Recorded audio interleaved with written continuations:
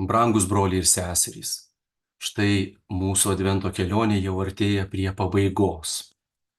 Labai gerai mums paruošti širdis viešpaties Jėzaus gimimui, pagelbės šios dienos šventų mišių pirmasis skaitinys iš pirmosios Samuelio knygos. Čia pasakojama nuostabi istorija apie pranašo Samuelio gimimą. Pranašo Samuelio mama Ona negalėjo susilaukti vaikų ir dėl to labai sielvartavo. Ir štai ji pažada viešpačiui: Dieve, jei padėsi man susilaukti vaikelių, jei dovanosi man sūnų, aš savo ruoštų atvesiu ir padovanosiu jį tau, paliksiu jį šventykloje tarnauti. Ir štai stebuklas įvyksta, Ona susilaukia sūnelio. Vaikeliui kiek paaugus, ji išpildo savo pažadą, atveda mažąjį Samuelį į šventyklą ir palieka jį ten augti, ten tarnauti viešpačiui.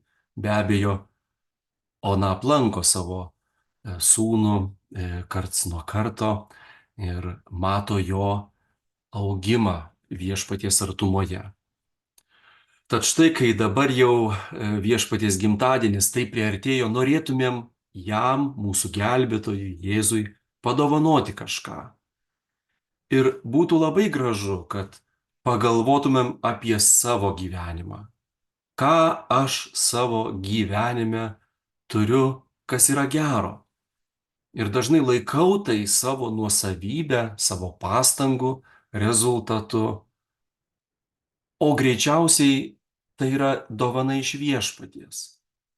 Na, mano džiuginančios galbūt mintys, gal įvykiai mano gyvenime, santykiai, kurie brangus mano gyvenime, su kitais žmonėmis, įvairūs dalykai, su kuriais turiu ypatingą ryšį ir jis yra gražus, geras, džiuginantis.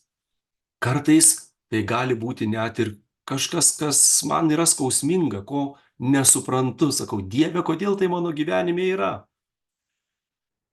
Šventų kalėdų išvakarėse priimkime visą tai kaip dovaną iš Dievo. Kaip Ona priėmė savo Samuelį. Tai bus tai mūsų Samuelis. Ir tą dovaną, tas dovanas, ką Dievas mums padovanojo mūsų gyvenime, suvokime, įvardykime, nelikime jų pamiršę ir tuomet atneškime viešpaties artumon, dovanokime viešpačiui. Jėzau Kristau, gimusysis mūsų gelbėtojau, aš, taip kaip ta Ona Samuelį, atnešu pas tave visą tai, ką tu dovanojai man, mano gyvenime.